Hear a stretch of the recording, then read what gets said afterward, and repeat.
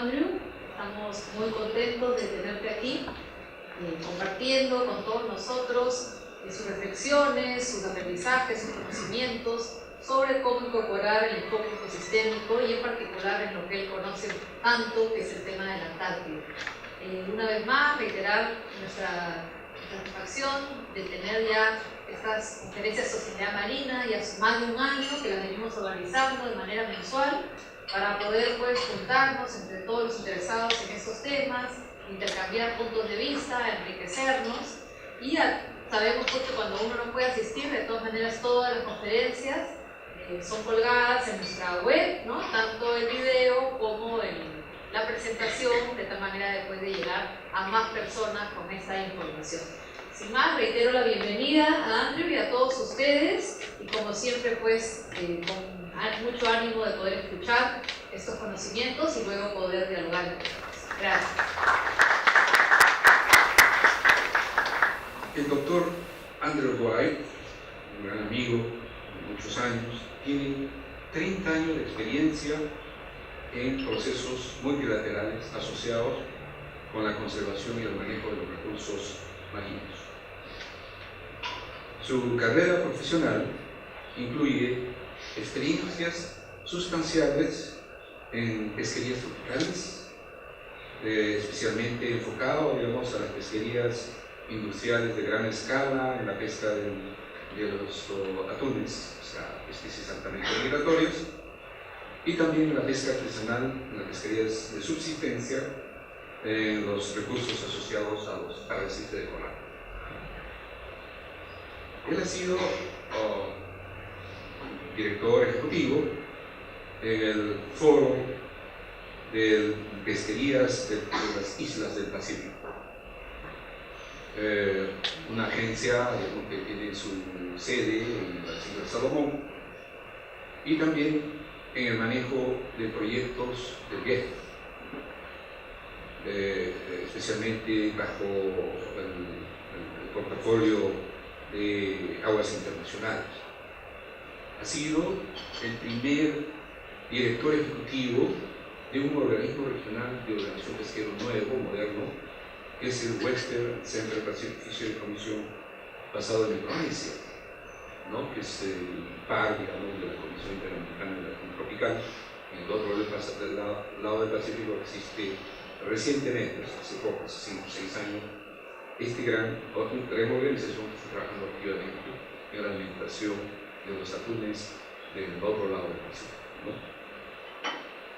En los últimos años, en los 6 años últimos, ha sido secretario ejecutivo de la Comisión de la Conservación de los Recursos Vivos Marinos de la Antártida.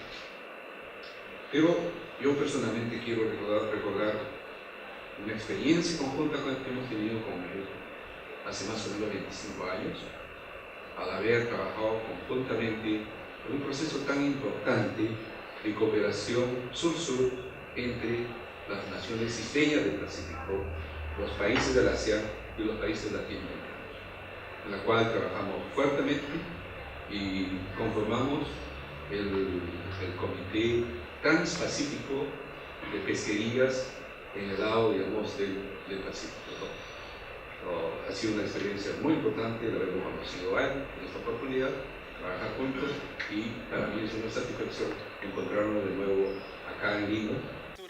Yo pensé que podía empezar con un poco de historia sobre la organización, la estructura institucional y el papel de los datos y que tenemos, las pescas actuales reguladas por la organización y el marco regulatorio que se aplica, cómo se establece considerando las consideraciones del ecosistema. Voy a hablar un poco sobre el recurso krill en el suroeste del Atlántico, porque esto es un área de investigación interesante seguramente para el Perú. Luego voy a mencionar un par de puntos sobre los esfuerzos para establecer las áreas protegidas marinas en los océanos del sur, en la operacionalización del manejo basado en ecosistemas, y luego vamos a terminar con un par de diapositivas sobre lo que se llama el KEMP, que es el programa de monitoreo de ecosistemas de la CCAMLR, que fue establecido en 1996.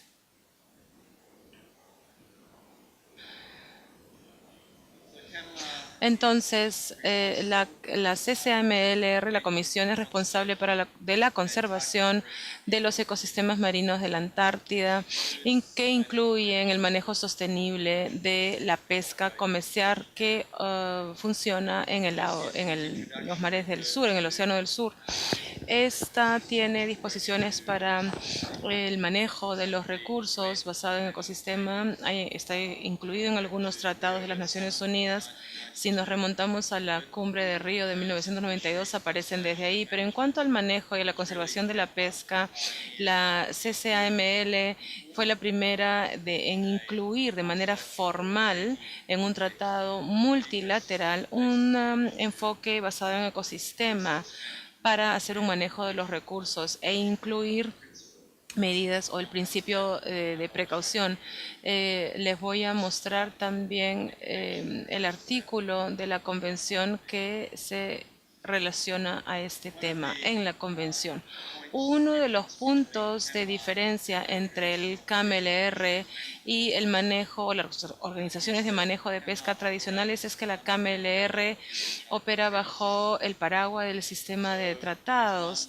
Entonces es una de muchas convenciones independientes. Otra es la Convención para la Conservación de las Focas Antártidas, que opera dentro del sistema de tratados de la Antártida. Entonces es un tratado independiente, pero está afiliado con las disposiciones del Tratado de la Antártida. La convención de la CAMLR saca muchos de los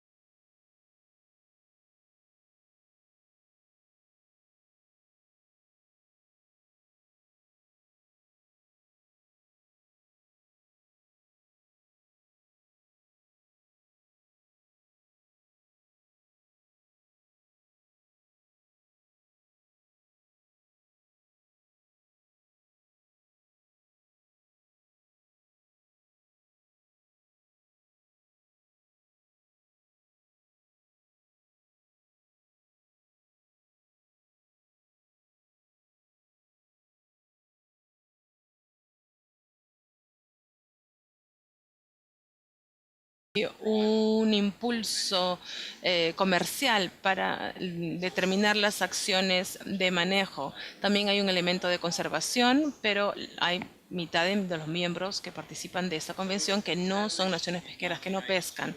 Esta fue establecida con un acuerdo internacional en 1982. Las negociaciones empezaron en 1976 de parte de los miembros consultivos del Consejo Antártico, que consideraron la potencial expansión de la pesca en el suroeste del Atlántico y basándose en la pesca en otros lugares en donde había habido muchos esfuerzos para recuperar la pesca, estos miembros decidieron ser más proactivos en su enfoque al manejo del recurso del krill en el Atlántico del suroeste y trataron de establecer un acuerdo multilateral que sería responsable para el manejo de los recursos marinos en el Océano del Sur, reconociendo que el principal elemento era el krill, que era una especie muy importante para este ecosistema.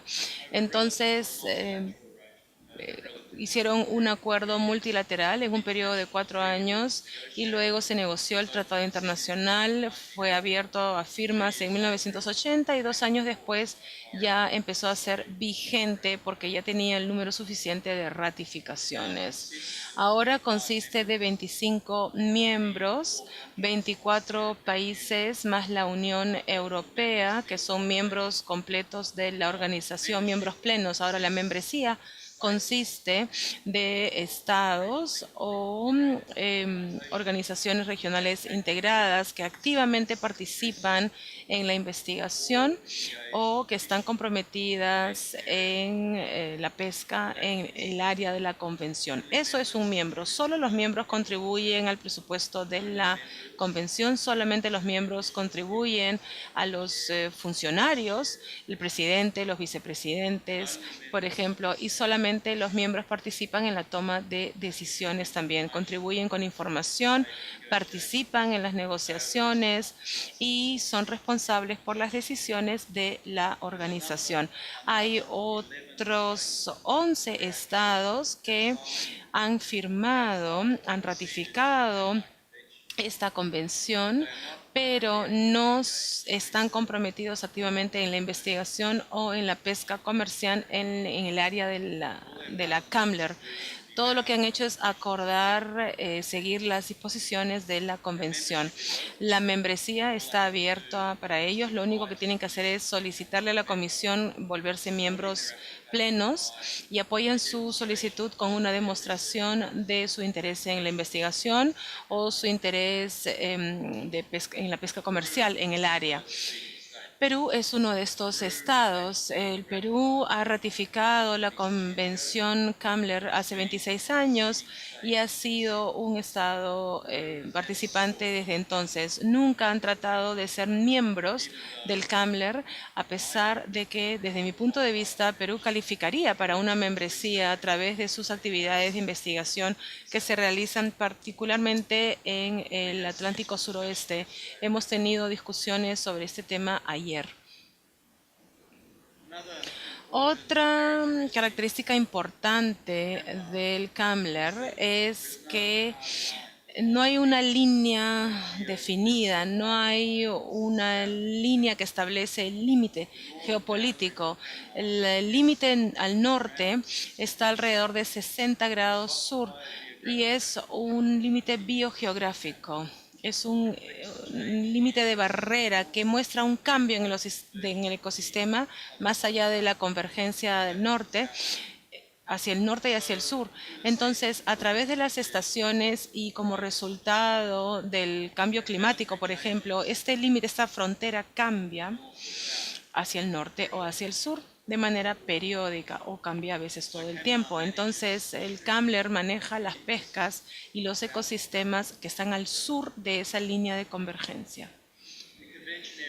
El área de la convención está dividida en líneas estadísticas por conveniencia del manejo más que por otra cosa para reportar las estadísticas de captura y hay 3 áreas estadísticas, 48, 58 y 68 grados.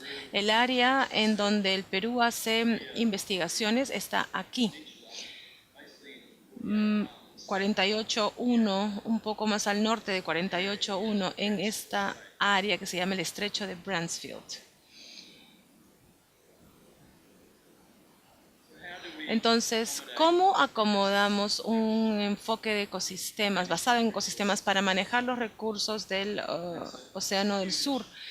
Es un gran desafío, es muy fácil escribir artículos académicos sobre el enfoque basado en ecosistemas para el manejo. Es fácil sentarse en una mesa a hablar sobre cómo tomamos en consideración las diferentes consideraciones de los ecosistemas, pero la operación en esa zona, especialmente en estas áreas, 35.7 millones de kilómetros cuadrados, 10% de los mares del mundo prácticamente, es extremadamente difícil. La Antártida es un ambiente muy duro en donde operar, es muy costoso hacer investigación ahí y no hay muchas naves que vayan tampoco. Hay algunas naves de investigación como el Humboldt, el Polar Stone de Alemania, que hacen investigación, hacen excursiones, cruceros de excursión, pero dado el tamaño de la zona, la investigación es muy pequeña. Entonces Kambler tiene los datos de las naves comerciales, incluso las flotas comerciales que operan bajo o en el área de la convención es bastante pequeña. 14 naves, de 14 a 19 naves que operan todos los años en la pesca de krill en la península de la Antártida y 20 naves que operan en la pesca de otras especies como la merluza negra, por ejemplo. Entonces no es un área muy grande.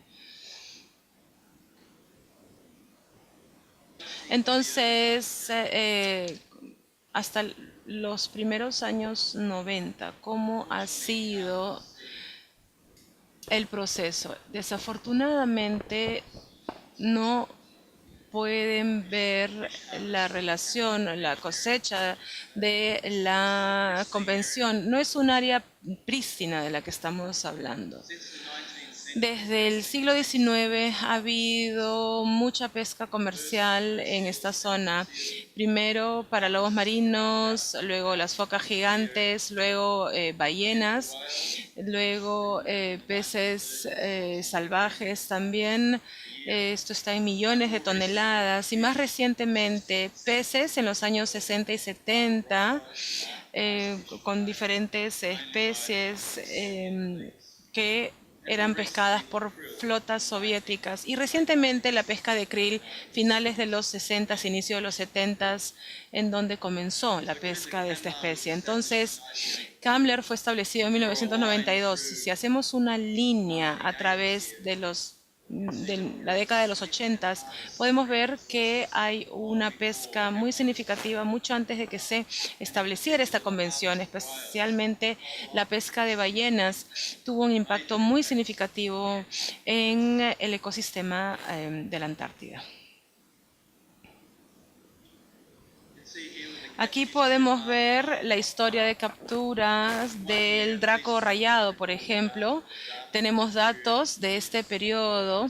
Aquí hay mucha incertidumbre asociada con estos datos. En un año, en la década de los 70, los soviéticos reportaron una captura de alrededor 400.000 toneladas y pueden ver que la pesca colapsó casi inmediatamente y de hecho no hay pesca comercial para el draco rayado en los océanos del sur en este momento. Cuando se estableció el Kambler, cerraron muchas de las áreas de pesca para especies como esta, como el draco, para permitir que se reconstruya el recurso. Y solamente ahora, 35 años después del establecimiento del Kambler, podemos ver la reconstrucción, digamos, de estos stocks que ya pueden estar llegando a algún nivel que permita un cierto número, una cierta cantidad de pesca. Luego tenemos las merluzas. Tenemos una captura de 100.000 toneladas anualmente, particularmente en el Océano Índico del Sur. En los años 70, en los años 80 mayormente, pero también colapsó rápidamente la pesca de esta especie. Parte de la merma de la captura de este pez se relaciona con las regulaciones que estableció el Kambler para establecer una pesca sostenible, pero en este punto solamente hay dos tipos de pesca que operan en el área, en esta área. Una está en Georgia del Sur y la otra en la isla de McDonald, que está en el Océano Índico del Sur, al este de Australia, y la captura es de 1.600 toneladas anualmente. Es algo bastante diferente de las toneladas que se experimentaban aquí en los años 80.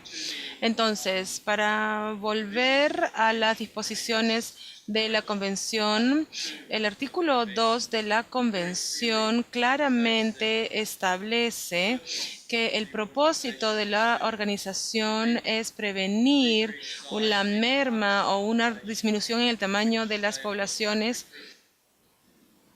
que amenace su reclutamiento estable, mantener las relaciones ecológicas considerando las especies de pesca accidental o las especies capturadas incidentalmente o accidentalmente, y minimizar los riesgos de los cambios en el ecosistema marino en un periodo de 2 a 3 décadas. Y este párrafo en particular, la letra C, el inciso C, fue muy visionario de parte de los negociadores en la convención en los años 70, porque ya habían experimentado la reconstrucción de algunos de los stocks que habían sido decimados en los años 60 y 70. Y solamente ahora, casi 3 décadas después, algunos de estos stocks que fueron severamente dañados están empezando a mostrar recién señales de recuperación. Entonces los datos son importantísimos para que el CAMLR pueda operar. Los datos vienen de las pescas comerciales, de las naves pesqueras que tienen que entregar diariamente, sobre todo en la pesca de merluza, tienen que entregar datos de captura, datos que se generan a partir de un esquema internacional de investigación científica que requiere 2 observadores en las naves que operan en el Océano del Sur, no solamente para recoger datos sobre los recursos objetivos, sino para recoger información con un enfoque en estas especies que son capturadas accidentalmente. Hay investigación basada en la pesca que se realiza en las naves comerciales y también hay investigación independiente que se hace en las naves de investigación que operan los miembros del CAMLR, como el Humboldt, por ejemplo, que es operado por el Perú. Y también hay datos que son generados en relación a las actividades de cumplimiento y un rol muy significativo de la Secretaría en cuanto al reportar incidentes de incumplimiento. También tienen que ser entregados en los datos entregados a la comisión de la CAMLR para que la comisión pueda hacer una evaluación de cada miembro individual que cumple con las decisiones que ha tomado la comisión. Entonces los datos incluyen reportes a tiempo real de captura y esfuerzo, datos de carga por carga, datos biológicos, indicadores VME, que es parte de las consideraciones del ecosistema para regular las pescas. Luego datos Statland, de captura Statland, que son hechos todos los días, un informe del crucero o un registro de bitácora y también un dato sobre una encuesta de las pescas, que esto lo hacen los miembros en las diferentes áreas de pesca. Los datos de cumplimiento que llegan al CAMLR incluyen también sistemas de monitoreo casi en tiempo real. Las naves que operan en pescas reguladas por la CAMLR tienen que informar diariamente a la Secretaría de la Convención. Los miembros también tienen que autorizar a sus naves que pescan en el Océano del Sur y estas autorizaciones son también transmitidas a la Secretaría 7 días antes de que la nave empiece sus operaciones comerciales en el Océano del Sur. Hay un inspector autorizado que también realiza inspecciones en las naves, ya sea en el puerto o en el mar. Y son programas muy completos que evalúan el cumplimiento del sistema de informes o de reportes de la nave, es decir, qué cosa es lo que tiene realmente la nave. Y eso está apoyado también por la primera documentación o programa de documentación exitoso que ha sido implementado por una entidad regional de pesca que fue establecido en el año 2000 y registra el camino, la cadena de custodia de los peces desde que son capturados hasta que son entregados a los mercados en donde quiera que estos estén.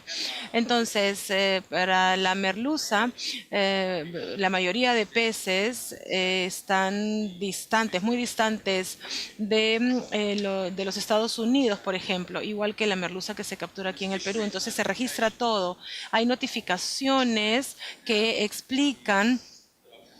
Y voy a regresar a este punto más adelante también. Es un programa anual en donde los miembros del CAMLR cada año tienen que ofrecer una notificación de las naves y la pesca en la que quieren participar en el año siguiente. Y la información debe incluir todos los detalles de la nave, toda la pesca en la que se planea participar y también debe incluir los planes de investigación que pueden estar asociados con las actividades de esa nave de pesca en la pesca del año siguiente. Y la razón por la cual que se entrega en mayo de cada año es que esta información se entrega a un grupo de trabajo del comité científico que hace una evaluación de cada notificación para asegurarse de su cumplimiento con las decisiones de la comisión y para asegurarse de que cualquier investigación que esté asociada con esta actividad de pesca coincida con los objetivos y las prioridades que han sido establecidos por el comité científico del CAMLR. Este sistema de notificación anual es un proceso muy complejo y probablemente es único también en cuanto a al manejo de las pescas que se realiza en las diferentes partes del mundo. Voy a hablar sobre la pesca de exploración más adelante. La organización y la estructura del CAMLR no es diferente a la de una entidad de manejo de pescas tradicional. Tiene un comité científico que recibe consejos expertos de grupos de trabajo específicos y hay diferentes grupos de trabajo que son apoyados por el CAMLR. Grupos de trabajo que pueden ser establecidos en una base de largo plazo. Luego tenemos el grupo de trabajo, por ejemplo, de monitoreo y manejo de ecosistema que es efectivo desde los años 90. Hay otros que son de corto plazo también. Entonces, estos grupos de trabajo aconsejan, digamos, al consejo y entregan sus reportes una semana antes de la reunión anual. Los grupos de trabajo pueden funcionar en cualquier parte del mundo. Estos grupos, el grupo de evaluación y estadística, por ejemplo, trabaja en Italia. Entonces, el comité científico se reúne por una semana, asimila y consolida todos los consejos que salen del grupo de trabajo y da recomendaciones o hace recomendaciones a la comisión sobre qué acciones se tienen que tomar o qué temas de investigación necesitan ser desarrollados por la comisión. La secretaría es la rosa entre las espinas, entre todas esas espinas, digamos, sirve como coordinadora, pero no solamente para asegurarse de que se aseguren los datos de calidad y que estén disponibles al comité científico y a sus grupos de trabajo para apoyar su trabajo, sino también para asegurarse de que toda la información requerida esté disponible para la comisión. Y todo este trabajo se hace en los cuatro idiomas oficiales: español, que es importante si es que Perú considera su involucramiento cercano con la organización, francés, ruso e inglés. Por supuesto, cada organización tiene personas interesadas en los dólares y los centavos, entonces aquí tenemos un comité permanente de implementación y cumplimiento que tiene un papel muy importante, particularmente en los últimos 3 años, entregando una libreta más o menos de notas para los miembros de acuerdo a cómo han adoptado las decisiones tomadas por la comisión. Entonces, la pesca actual que es manejada por el CAMLR, hay 2 especies de merluza. Tenemos los que vemos aquí, el merluza austral, la merluza negra. Luego tenemos el draco rayado, que he mencionado antes, y el krill de la Antártida. La merluza austral muestra esta productividad en el tiempo. Acá vemos la distribución y vemos las 3 áreas estadísticas de la FAO y muestran que la pesca de esta especie empezó en los años 80. Hubo un poco de pesca a finales de los 70, pero solamente empezó a progresar, digamos, en la década de los 90 hasta el año 2000. Esto es una sola especie de merluza austral, pero los primeros años, antes del 2000, probablemente se incluye la merluza negra también o Antártida, porque esas especies fueron reportadas como un solo grupo. Pero pueden ver que la captura de la merluza austral es bastante estable, alrededor de 9.000 toneladas anualmente en el área de la convención. Si separamos las 2 especies y tenemos una mejor resolución de los datos que se reportaron, podemos ver que la captura de la merluza antártida o negra está alrededor de 3.000 toneladas en el área de la convención. La captura total de merluza anualmente en el área de la convención está entre 12 y 15.000 toneladas. Cuando consideramos que la mayoría de los operadores reciben $25 por kilo en los Estados Unidos por ese pez, es una pesca bastante lucrativa. Entonces, 12 a 15.000 toneladas es importante, con una captura total de 25.000 toneladas. El resto es tomado en áreas que están al norte del área de la convención, como en la plataforma continental en Latinoamérica, incluyendo las pescas de 100 a 200 toneladas aquí en el Perú. La pesca de krill muestra este tipo de tendencia histórica, con capturas muy importantes como resultado de las operaciones de Rusia en los años 80 y 90, pero luego la viabilidad económica para producir harina de krill en los años 90 disminuyó y la pesca también bajó significativamente. Está aumentando y está aumentando su interés comercial también como resultado de los mercados que se están expandiendo. Pero hay una gran proporción del recurso krill que es procesado para hacer harina, para convertirlo en alimento, para acuicultura. La captura está alrededor de 150 a 200.000 toneladas por año y voy a regresar a hablar sobre la captura de esta especie y su importancia en cuanto a su relación con los ecosistemas más adelante. Entonces, ¿cuál es el marco regulador? ¿Cómo es que el CAMLR regula su pesca para asegurarse de que no pueda expandirse más rápido de lo que está disponible la información para asegurar su desarrollo sostenible? Hay 5 tipos de pescas. Una es la pesca nueva, que está disponible, es algo que no ha sido pescado o que puede haber sido lapsado en el pasado, no hay datos recientes, entonces está clasificado como una pesca nueva. Si es que un miembro CAMLR menciona que quiere pescar esta especie nuevamente o en esa área nuevamente, entonces esa es considerada la pesca nueva.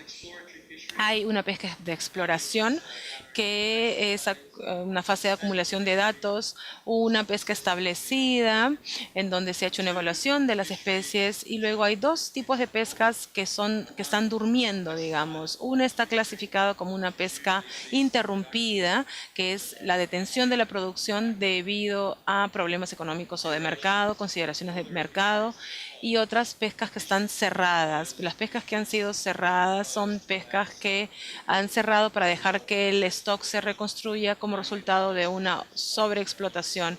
Esto se relaciona con los recursos que fueron seguidos antes del establecimiento del CAMLR, probablemente.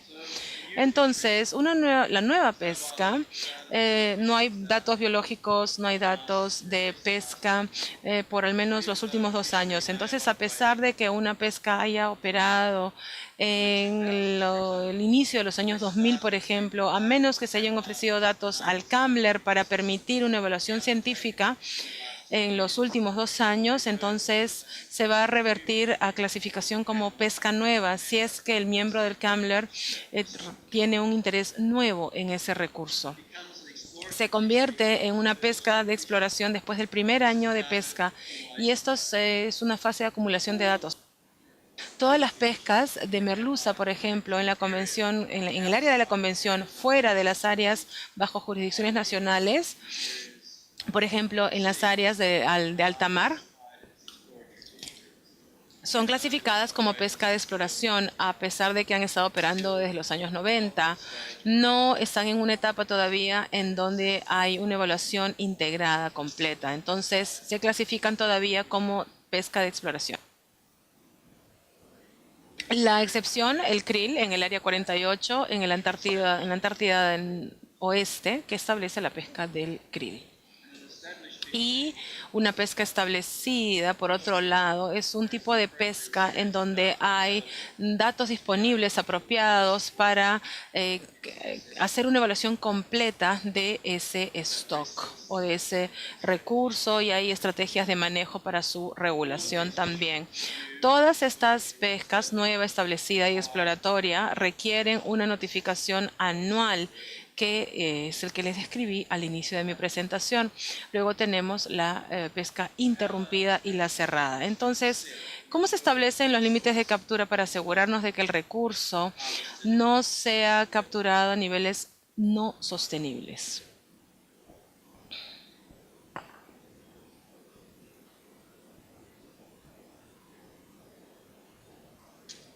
Entonces,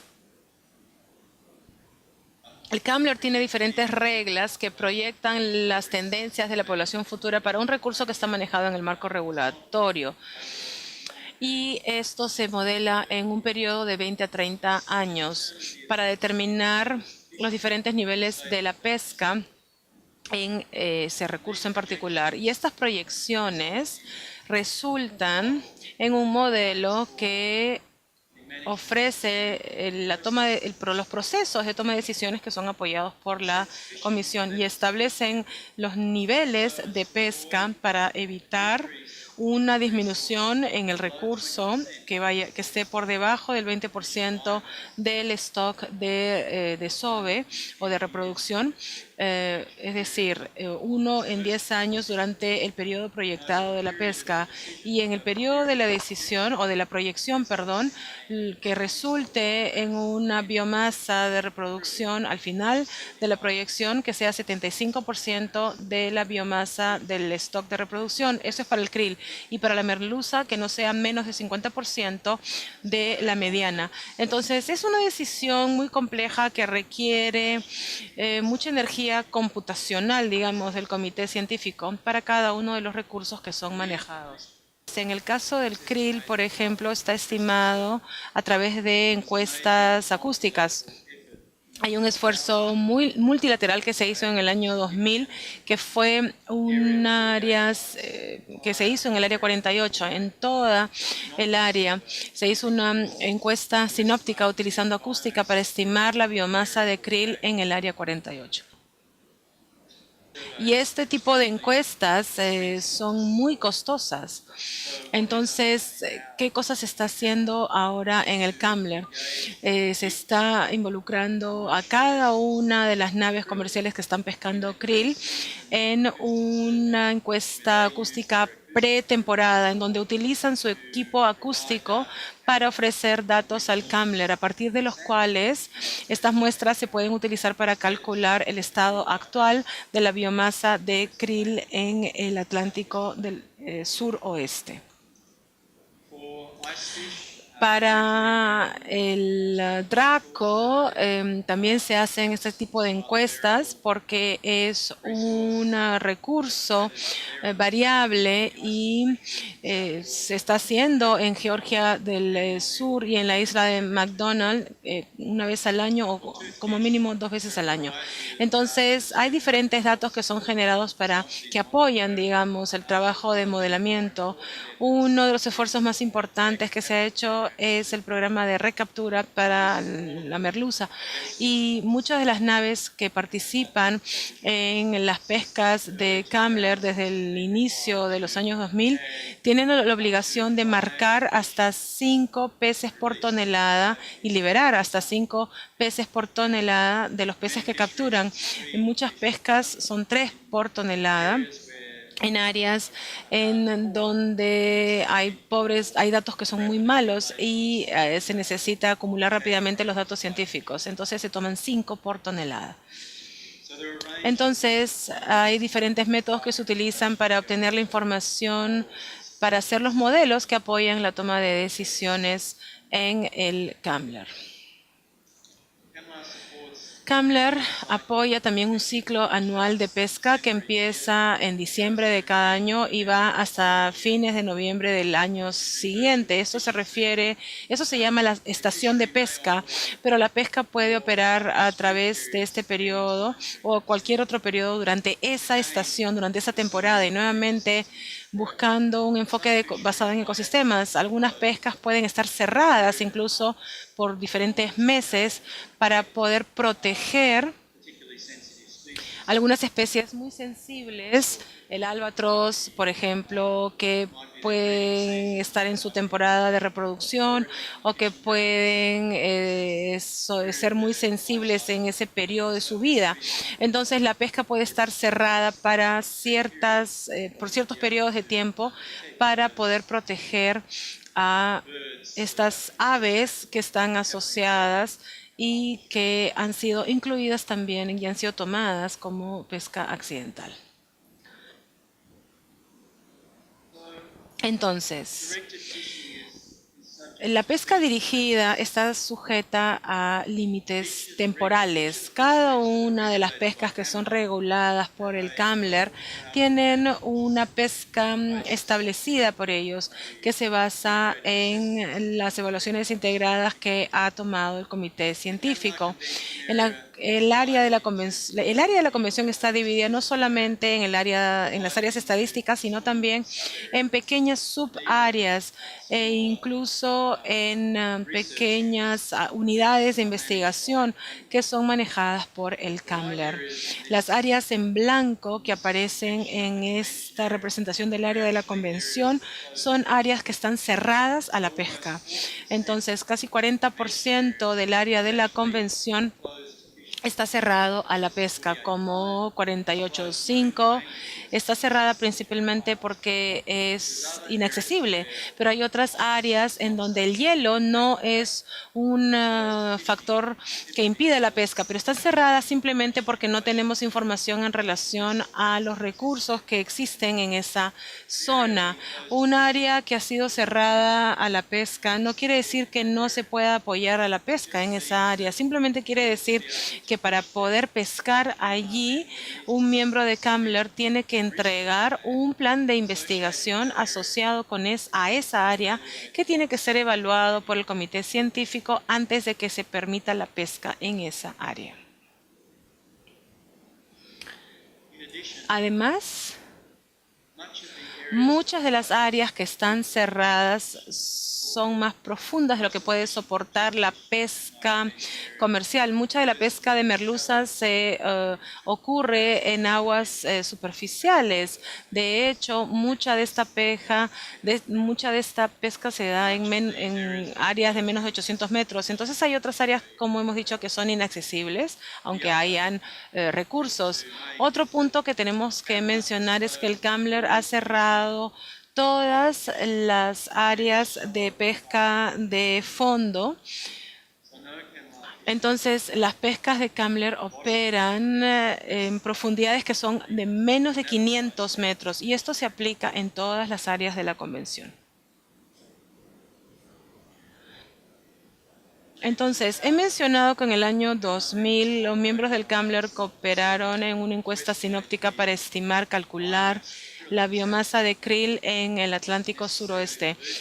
No era la biomasa virgen porque el recurso había sido impactado significativamente por la pesca de ballenas, de la cual no tenemos información sobre el estado del recurso de krill durante esos periodos en donde hay una pesca de ballenas muy intensa, y no sabemos cuál hubiese sido el resultado del recurso si no hubiese la pesca de ballenas. Pero bueno, se hizo un estudio, se estimó la biomasa de krill en el área 48, 60 millones de toneladas.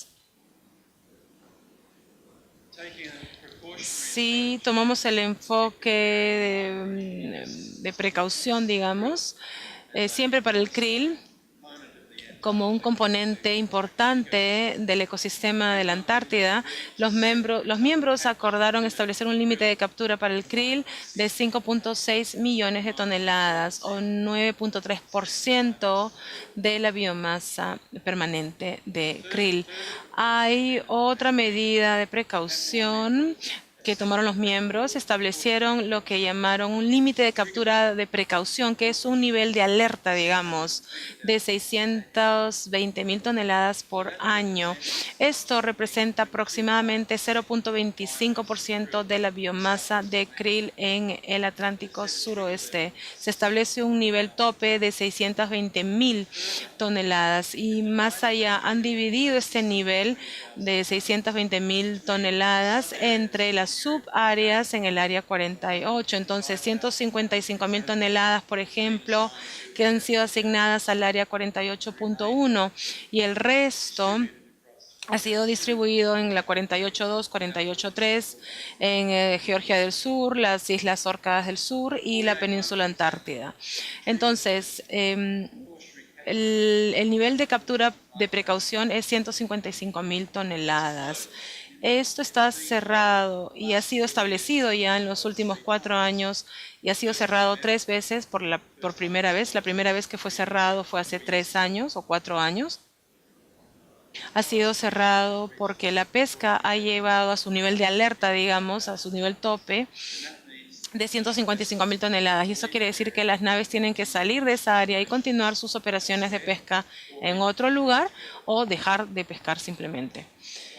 Entonces, 155.000 toneladas es 2.8% del límite de precaución de 620.000 toneladas o 0.3% de las 620.000 toneladas que ha sido estimada la población de krill.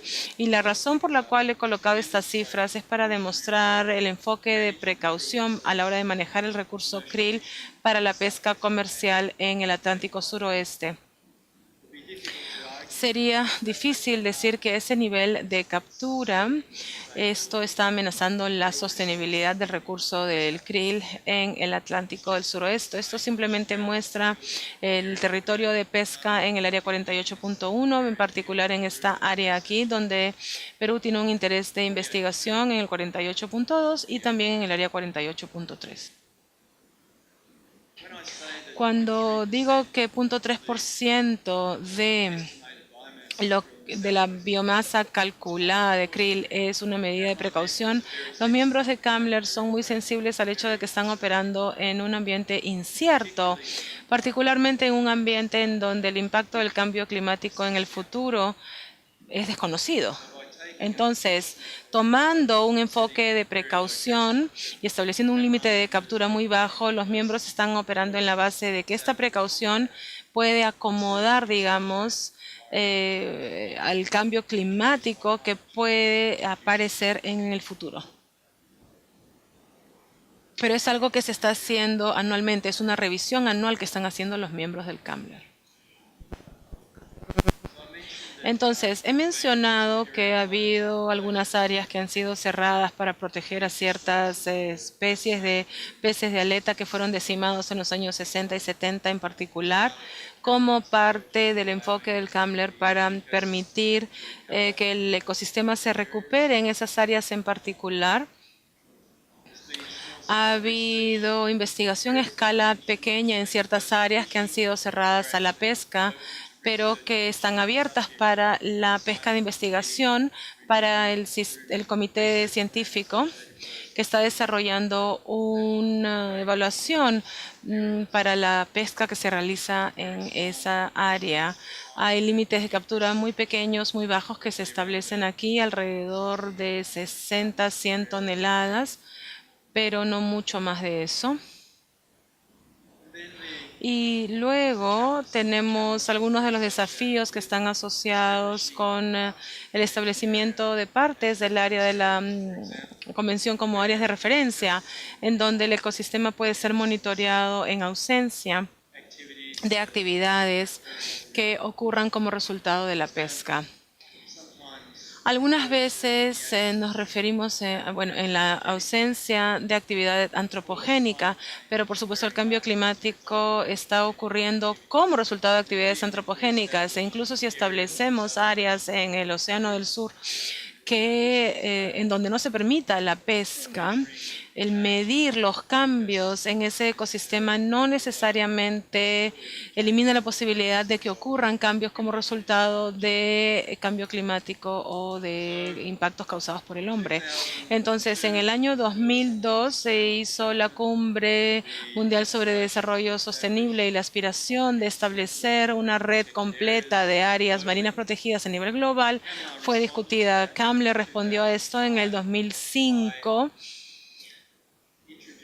a través de la introducción de un proceso que establece una red de áreas marinas protegidas en el área de la Convención para el 2012. Entonces, la idea de establecer áreas marinas protegidas era que protegerían áreas representativas de ecosistemas marinos que protegerían los procesos ecosistémicos y que establecerían áreas de referencia para poder monitorear los cambios, proteger áreas vulnerables de manera particular, vulnerables a las actividades humanas, proteger características que son críticas para la función de los ecosistemas locales y proteger áreas para mantener una resiliencia, una resistencia o la habilidad de adaptarse a los efectos del cambio climático, por ejemplo. Y todas estas aspiraciones, todos estos objetivos o principios están incluidos en una medida de conservación que ha sido adoptada por la Comisión, que está disponible en español en el sitio web de la CAMLE.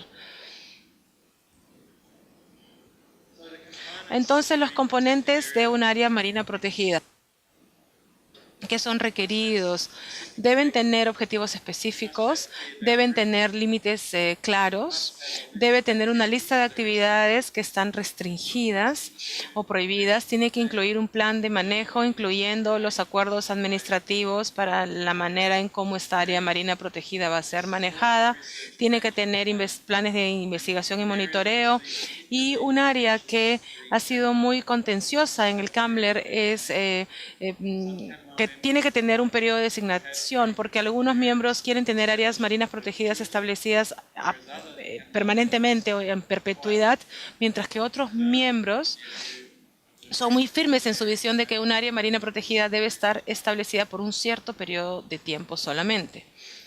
Entonces, para avanzar en las discusiones de estas áreas protegidas, el Comité Científico ha dividido el área de la Convención en 9 regiones biogeográficas representadas en este mapa.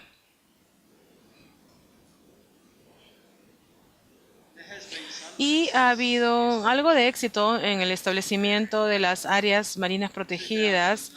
En 2009, un área de 94.000 kilómetros cuadrados, que es un tamaño bastante significativo, fue adoptada como un área marina protegida en el Atlántico suroeste.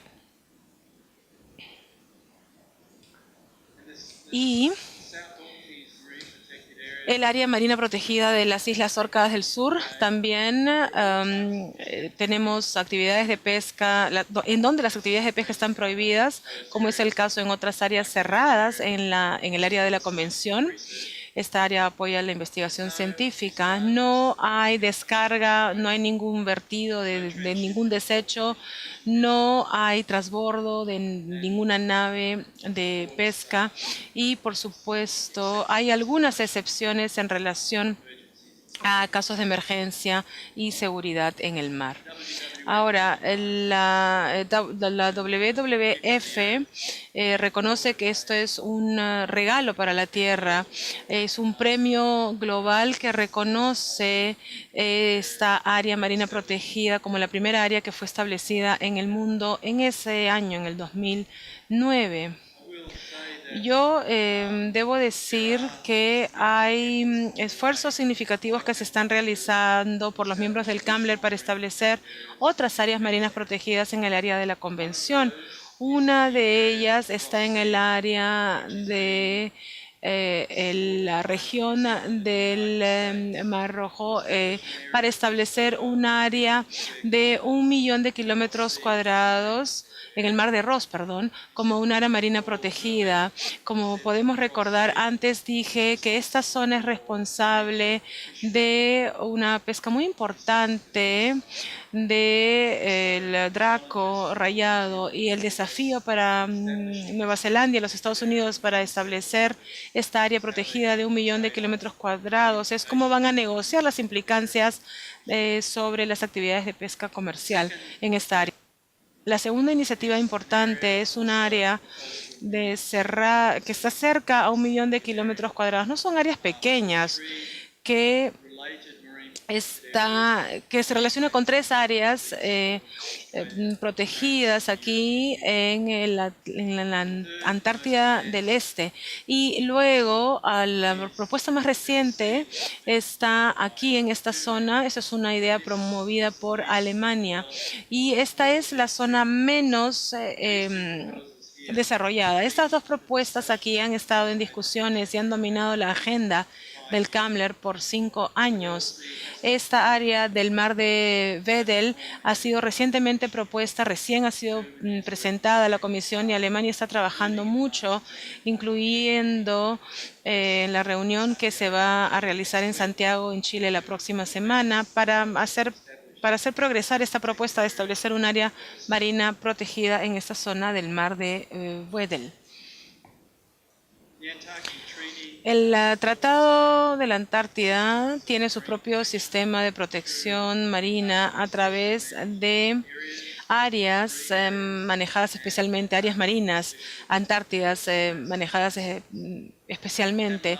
Y el CAMLR tiene un reconocimiento también recíproco de estas ASMAs y ASPAs, y el CAMLR ha adoptado una misión que llama atención a estas zonas que han sido adoptadas bajo el Tratado de la Antártida para que se evite el impacto en estas áreas que han sido establecidas.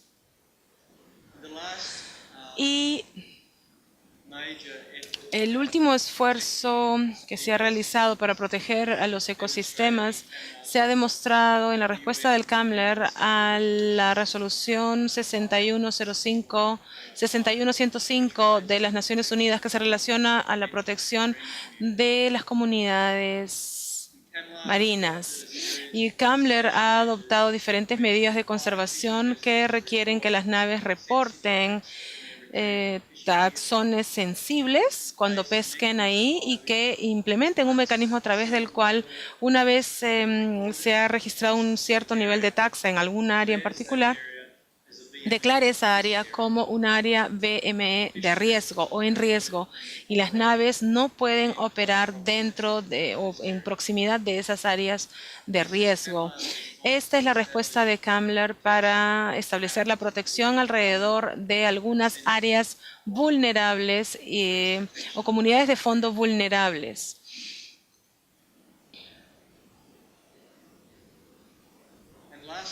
Y finalmente, me gustaría hablar sobre un programa que se estableció en 1986 por el CAMLR, que se estableció para detectar cambios significativos en algunos componentes críticos del ecosistema de la Antártida y poder distinguir entre esos cambios, de los cambios que pueden ocurrir de manera natural a los cambios que pueden ocurrir como resultado del impacto humano. Entonces, Kambler ha establecido lo que se llama el programa de monitoreo del ecosistema. Y este programa incluye diferentes sitios. Hay 15 sitios que están representados aquí, de los cuales se recogen datos biológicos, en particular de los depredadores de krill, aves y focas. Estos datos han sido recogidos de estos sitios desde 1986. Ahora, mientras que los datos se ofrecen de manera rutinaria a partir de estos sitios, el Kambler sabe que hay datos adicionales que se recogen en otras partes del área de la convención, que probablemente es muy similar a los datos que son generados en el programa CEMP, C-E-M-P. Entonces, siempre se están haciendo otros alcances a otros programas de investigación antártida para ver si ellos tienen datos que sean similares a los datos que son recogidos en el programa CEMP, para que pueda integrarse con la base de datos CEMP y de esta manera ofrecer un depósito de datos que pueda ayudar al programa CEMP. Y CEMP se está haciendo muy importante últimamente debido a los esfuerzos del Comité Científico de Kambler para desarrollar una estrategia de manejo de retroalimentación para el recurso de krill en el Atlántico del Suroeste. Y parte de las consideraciones del desarrollo de una estrategia de manejo de la información del krill son los índices que son generados en el programa CEMP para poder ofrecer indicaciones sobre las tendencias, los estatus y las tendencias que son particularmente sensibles para ciertas especies en el ecosistema adyacente a la pesca, a la zona de pesca de krill. Las aves marinas son en particular la especie indicadora que ha sido seleccionada debido a su alto perfil, el hecho de que las poblaciones son sensibles al cambio y son un buen barómetro del ecosistema también y son relativamente fáciles de monitorear. Relativamente es una palabra que se ha asignado, digamos, a las investigaciones, el monitoreo que se han realizado en estos ambientes para poder determinar las colonias, pero también para establecer sistemas que monitoreen su estado. Entonces, el monitoreo de las colonias a largo plazo incluye considerar los datos asociados con el tamaño de la población, con la masa de llegada de adultos, con la duración del viaje de recogida, los individuos que o que tienen dispositivos de monitoreo, la dieta que siguen, cuál es la masa de crías en las colonias. Todo esto son componentes del programa de monitoreo CEMP que contribuye a los índices que nos dan indicaciones sobre el estado y las tendencias de algunas de estas especies dependientes de krill que son parte del programa. Entonces, tenemos periodos que van desde semanas a años, tenemos diferentes índices asociados con las colonias que pueden ser monitoreados, incluyendo temas como el comportamiento en los viajes, el aprovisionamiento de crías, el éxito de la reproducción, supervivencia de los adultos. Aquí también tenemos de 4 especies que son monitoreadas. Tenemos 32 índices de desempeño de 4 especies. Y lo último que pensé que les podría mencionar como parte de las consideraciones del Kambler sobre el impacto en el ecosistema es el hecho de que con el aumento en la pesca de la merluza, como pueden ver, en la línea azul, la línea roja representa una mortalidad muy significativa de aves marinas como resultado de ahogarse después de que han sido heridas o que han mordido anzuelos. Esto es en el Atlántico del Suroeste, en donde anualmente la mortalidad de las aves marinas estaba en 6.000 a 7.000 aves por año en las pescas reguladas por la CAMLER. Consideren que en esa época probablemente había un nivel significativo de pesca ilegal no reportada, por la cual los datos de la mortalidad de las aves marinas no está disponible. Entonces, a través de una negociación muy difícil en el CAMLER durante los años 90, eventualmente el CAMLER pudo adoptar una serie de medidas que mitigaron la captura de aves marinas de manera muy exitosa. Y de hecho, en los años 2000 se ha reducido la tasa de mortalidad en la pesca del área de CAMLER, a pesar de que hay un aumento en la cantidad de anzuelos que se han utilizado en la pesca. En alta mar, la mortalidad de aves marines en el área de la convención en el 2014 fue aproximadamente de 200 aves. El año pasado estuvo alrededor de 60 en alta mar. Ahora, mientras que ha habido un alto nivel de éxito y se tiene que considerar como un éxito, el considerar los impactos de las pescas del CAMLER en componentes más amplios del ecosistema, aún hay preocupación entre los miembros del CAMLER de que las mismas aves marinas que estaban protegidas aquí están sufriendo aún de tasas de mortalidad muy altas en pescas que están fuera del área de la convención. Incluso en las costas de Latinoamérica y otras áreas en las costas de Sudáfrica, en el Pacífico del Sur, en el Océano Índico del Sur, en donde hay todavía tasas de mortalidad muy altas de especies vulnerables de albatros que son capturados por pescas que no han introducido los mismos esfuerzos de mitigación que se han hecho en el CAMLER. Entonces, la página web de CAMLER tiene muchísima información, hay muchos temas que se discuten, temas de los que yo he hablado esta mañana. Está disponible también en castellano. Mucha de la información está disponible en la página web, en el dominio público, pero hay mucha información también que el público no puede acceder porque está restringido solo a los miembros del CAMLER. Perú tiene acceso a esta información, pero este acceso está sujeto a la aprobación de un funcionario peruano que sea el responsable de dar acceso a esa información en la página web del CAMLER.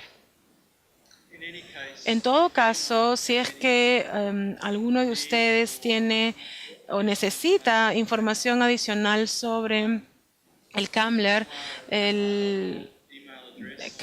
tienen una dirección de correo electrónico en la página web que responde rápidamente, y en la Secretaría también estamos promoviendo la comunicación para entender mejor la organización, y compartimos la información que podemos con el público en general, con los funcionarios del gobierno, con la industria, para mejorar el entendimiento de lo que CAMLER está haciendo en el Océano del Sur. Con esto he terminado mi presentación. Muchas gracias.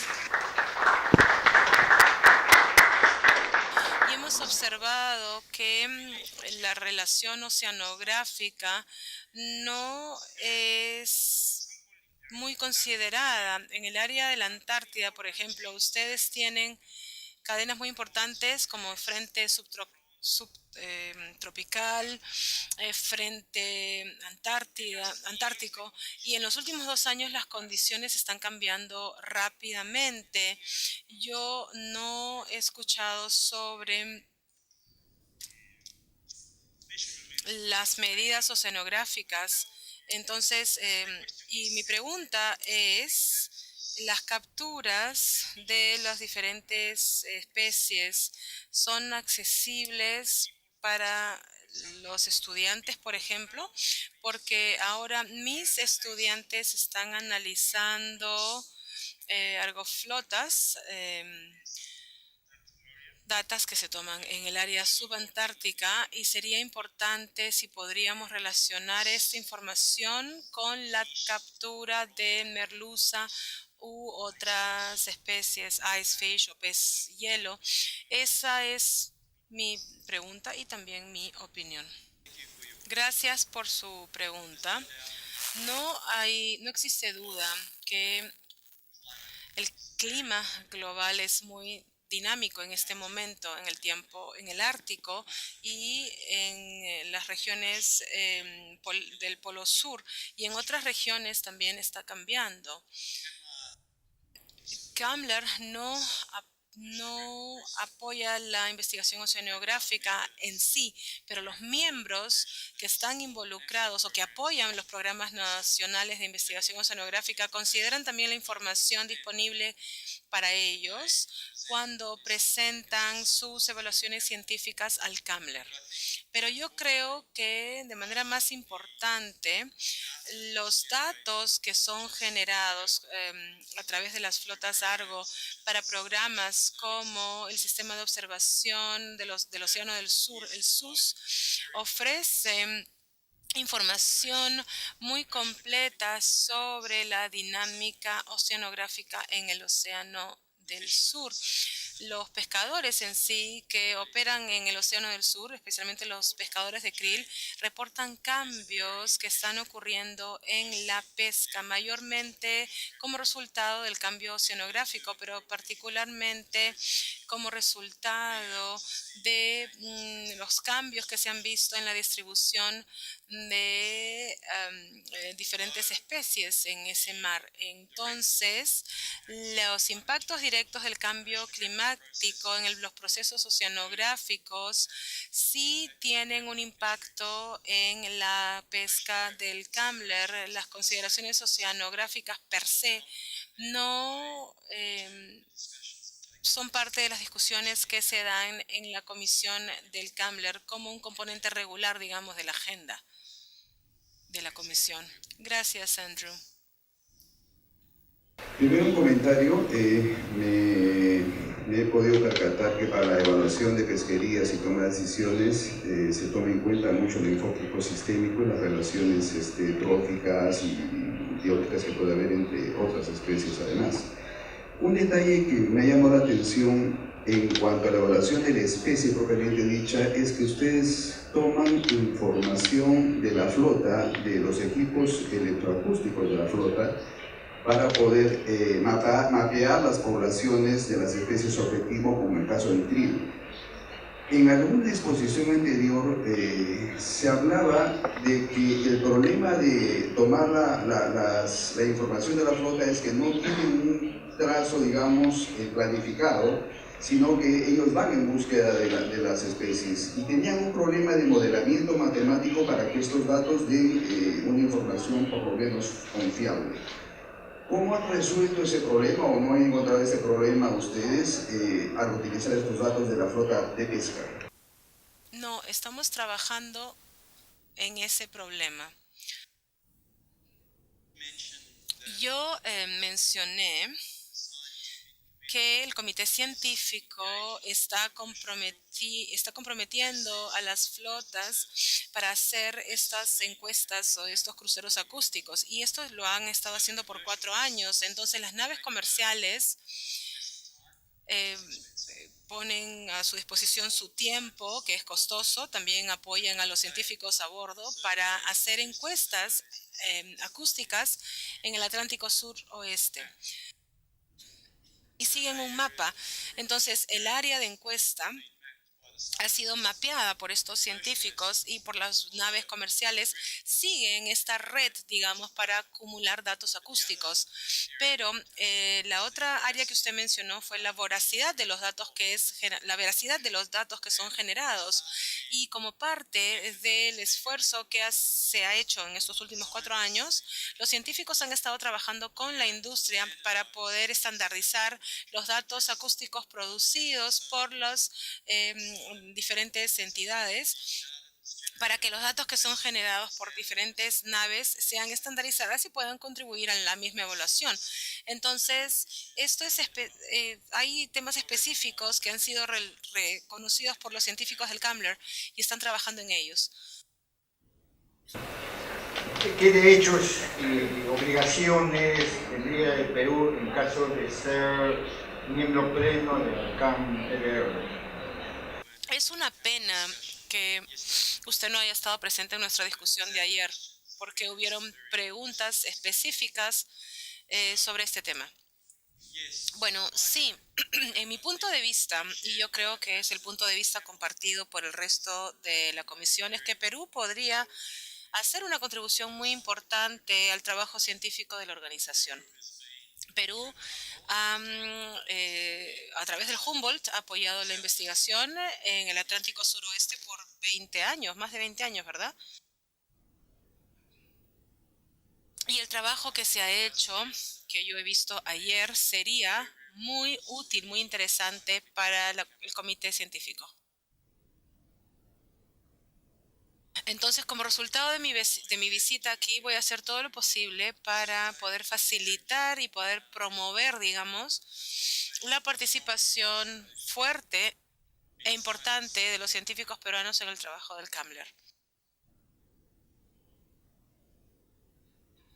Hubo otra área de trabajo que fue presentada ayer y que se relaciona con el monitoreo de las poblaciones de depredadores en la península Antártida. Esto también es un trabajo que ha realizado el Perú y esto está directamente relacionado con el programa de monitoreo ambiental que fue establecido en 1996 y que busca poder contribuir con datos variables para ese programa. ¿Qué cosa involucraría ser parte o miembro completo del CAMLER? Bueno, antes que nada, yo creo que Perú necesita consultar con todas las partes interesadas a nivel nacional para asegurarse de que realmente puedan participar y comprometerse con la organización.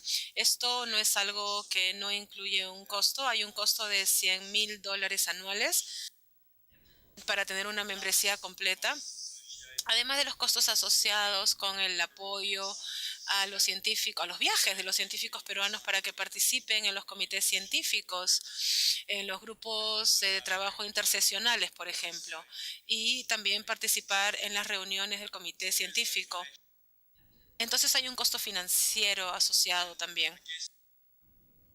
Yo creo que a nivel nacional, aquí en Perú, aunque no hay una pesca comercial en el área del Tratado de Antártida, sino que se hace solamente la contribución científica, entonces el Perú podría hacer una contribución valiosa también en este sentido.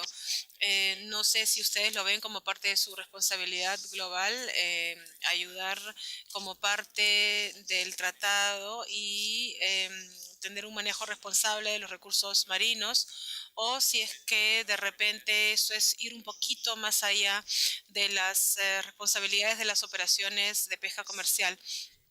Pero esto es algo que ustedes tienen que decidir. Personalmente, yo creo que expresar su interés en convertirse en miembros plenos va a ser algo que va a bienvenir, van a aceptar y van a bienvenir los miembros de la comisión. Ayer yo tuve la suerte de presenciar una presentación en IMARPE sobre la pesca de merluza aquí y fue una presentación muy útil y como pueden ver a partir de este cuadro, el área azul es la distribución de esta especie en la plataforma continental latinoamericana que se extiende hacia los trópicos a 40 grados al sur. Y esta es una de las dos especies que también se encuentran en el área de la convención, que son los eleginoides Disosticus. La otra especie que se encuentra cerca del continente de la Antártida. Entonces, mi punto de vista es que cualquier investigación que se haga sobre la biología de esta especie, no importa dónde se encuentre, es de interés para el CAMLER. Pueden ayudar a la toma de decisiones en la organización incluso. Ahora, hay poblaciones separadas de la merluza austral. No sé si hay algún trabajo genético que se haya hecho sobre la población que se ha encontrado en la zona económica exclusiva del Perú, pero es posible que sea un stock, una población de esta especie que se encuentre en el Océano del Sur, incluyendo la plataforma continental latinoamericana. Entonces, yo creo que cualquier investigación que se haga en Perú sobre esta especie es de interés directo para los científicos del CAMLER, para ayudarlos a mejorar su conocimiento, su entendimiento de esta especie a nivel global. Nosotros tenemos una percepción directa de la Antártida con referencia a la corriente de Humboldt. Queremos ver cómo es que la variación ambiental está colisionando o cuál es su apreciación técnica con referencia a los comentarios sobre el cambio climático. No se puede hacer nada con respecto a los sistemas antárticos sin tocar el tema del cambio climático. La dificultad es poder cuantificar el impacto del cambio climático en los ecosistemas de la Antártida. Hay cambios que están sucediendo, la distribución de las plataformas de hielo es una demostración de que hay un cambio significativo que está ocurriendo en esta zona. La distribución de los patrones del viento, también de la fuerza del viento, los cambios en las corrientes oceanográficas también, los cambios en la distribución de las especies, todos estos son indicadores de que hay un cambio que se está dando. ¿Hasta qué punto este cambio es impulsado solamente por el cambio climático y hasta qué punto este cambio puede ser el resultado de otras actividades o procesos antropogénicos como la pesca, por ejemplo? Es algo que es muy difícil de compartimentalizar, de distinguir. Entonces, no solamente el cambio climático sabemos que está ocurriendo si las predicciones del IPCC son reales, entonces vamos a experimentar cambios muy importantes no solamente en la Antártida, sino a nivel global. Y es algo muy preocupante, particularmente preocupante, dado que este proceso no va a ser instantáneo. Incluso si limitamos las emisiones de carbono inmediatamente hoy día, vamos a necesitar varios siglos a nivel global para poder restablecernos y recuperarnos. Entonces, personalmente, para mí, no tanto, no me importa, pero por mis nietos sí. O sea, lo que van a experimentar nuestros hijos y nuestros nietos sí.